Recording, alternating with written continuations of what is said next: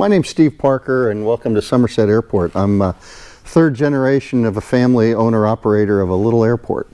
We've got 2,700 foot of runway here at Somerset, and my grandfather founded the airport back in 1946, and it's been in my family ever since.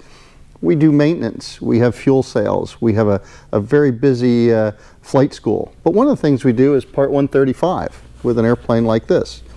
Over the years, I mean, we started, more than 70 years ago, flying charter with an Apache. We've had Aztecs, we've flown different types of Navajos and Chieftains, and we've even operated single-engine Moonies. In fact, we had 3 different Moonies that we ran on Part 135, and now we're running a Cessna 414 Chancellor. Hello, I'm Ross Morton. My father originally got introduced to Somerset Airport when he lived back in the US in the 80s. You might tell I'm from the UK originally. He then moved back to the UK after learning to fly and becoming a flight instructor. And that's where I was born, grew up, and learned to fly at a little airport called Enstone, just outside Oxford, a little Cessna 152. He really started the relationship between Somerset and the Mortons for charter. He bought a Moonie straight from the factory, which we leased to the airport, and they successfully operated as a 135 charter, possibly the only Moonie on 135 charter in the US for many years. And actually we went through 2 or 3 Moonies until eventually we decided to change to the aircraft you see behind me, the Cessna 414. Somerset Airport is a small airport, but we're only 35 miles west of New York City. We're just outside of the Class Bravo airspace for New York. We're very fortunate. This part of New Jersey is a very affluent part of the state and part of the region. So our customers, we've got a lot of customers in the local area that sometimes are coming in every morning and getting a helicopter ride into the city. And we've got a lot of customers that may regularly go to places like Martha's Vineyard or Nantucket or the Hamptons.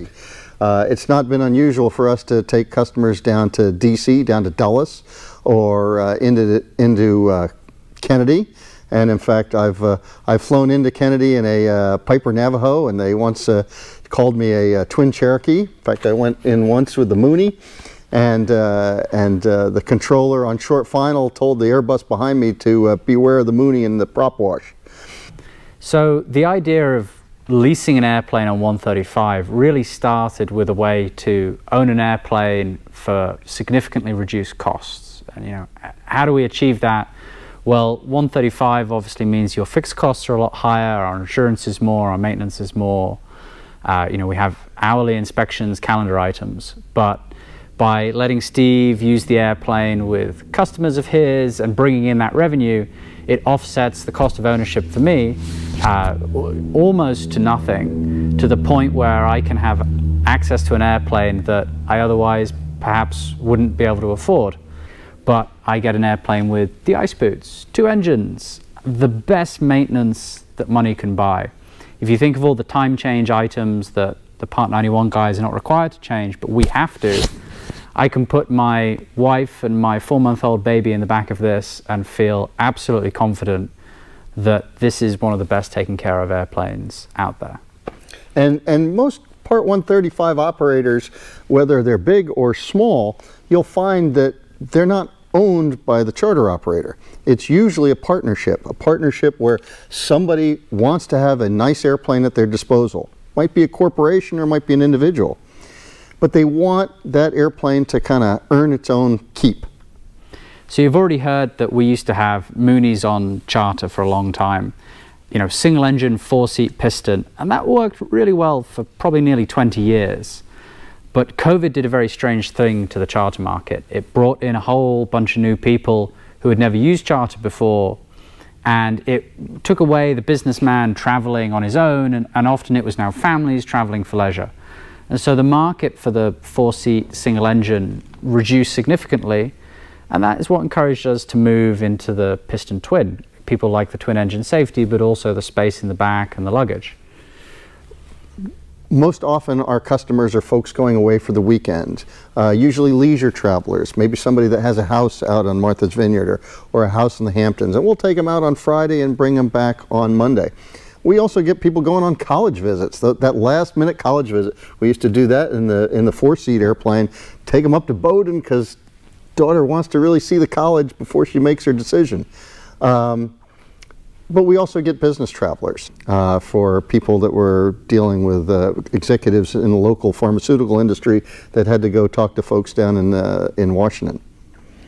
But that's not all. Yeah, we've recently been expanding our client base. Steve has kind of spoken about the leisure and the business travelers, and that's kind of the mainstay of corporate travel or charter travel. But more and more we're exploring what I call kind of the special operations market, whether that's organ transplant relocation. We have some clients who are looking to move mechanics and parts for urgent machinery that needs repair. Things where there's a real time critical need and it's worth spending that money to charter an airplane to get that item there very, very quickly. And it's a great new opportunity for us. It's one of the most valuable things for me. I've already spoken about, personal flying and taking my family up, but I've got a day job as well. And the value of a face-to-face meeting in that is huge. It can make the difference between success and failure. And if I was a, qualified pilot with a small airplane, maybe I could make it there, maybe I can't.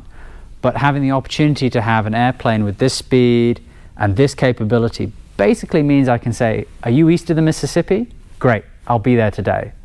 Well, I'm in my family-owned business, but I did take a little 20-year vacation where I flew for the U.S. Air Force. I was an old C-141 and C-17 pilot. I got a map in my office with pins all over the world. And then I retired, and rather than do the airlines, I came back to the family business. I have to say, I enjoyed my time in the Air Force. I got to fly a lot of neat airplanes, including T-37s, T-38s. But I still have a blast flying little airplanes. And this is a lot of fun to fly. I got a Ronca Champ that I have fun with on the weekends, and